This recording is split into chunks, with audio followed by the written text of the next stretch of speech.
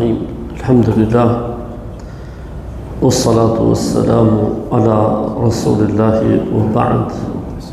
Babu ma yustahabbu an yaqulahu inda al-jima'. Çfarë është mirë që të thotë njeriu përpara se me bëhet punë, përpara se me bëhet aktin me bashkëshortin e tij. Normalisht, alhamdulillah, feja e Zotit na ka mësuar çdo gjë. Si të futemi në shtëpi, si të dalim për shtëpie, si të shkojmë në banjë, si të dalim për banjë. Çdo detaj të jetës, alhamdulillah, Zoti më na ka mësuar nëpërmjet Kuranit ose nëpërmjet hadithit.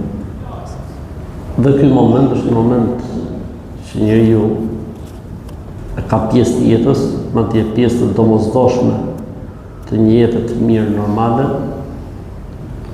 Dhe Islami ka parashikuar se çfarë, cila është etika e besimtarit dhe besimtares kur bëjnë aktin seksual, çfarë duhet thonë.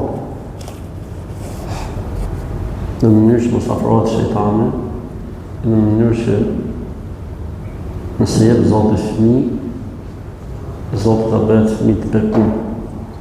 Mos ta bëj shejtan, mos ta bëj drejt.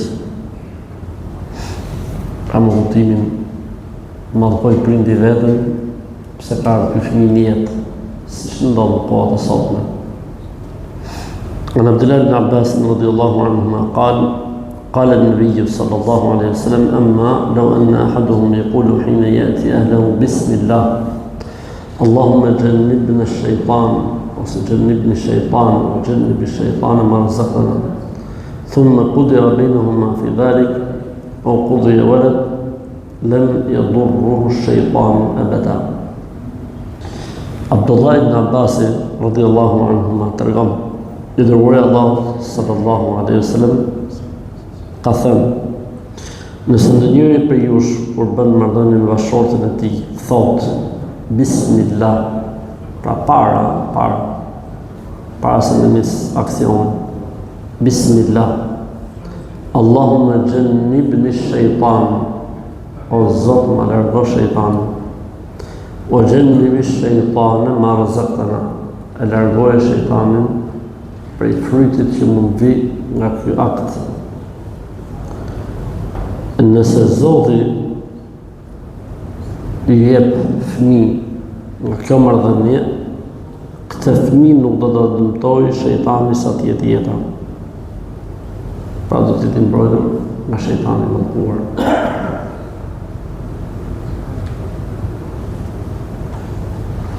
Domethënë, një dua shumë e thjeshtë që mund bëhet edhe shqip,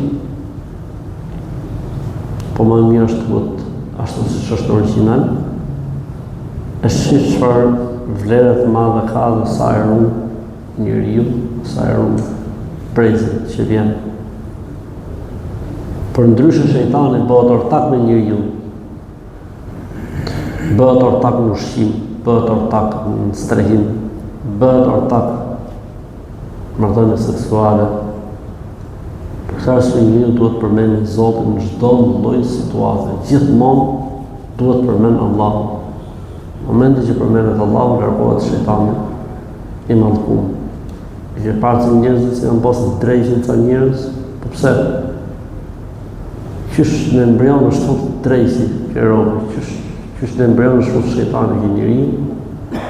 Për këtë arsye gjejnë njerëzit të transformuar, njerëzit lakmimtar, njerëzit hasidçi, njerëzit siriqar, njerëzit pabesë, njerëzit mosmirnjohës, njerëzit skutha. Pse? Qysh në embrion, qysh në fillim fare ka filluar shejtani ka bëu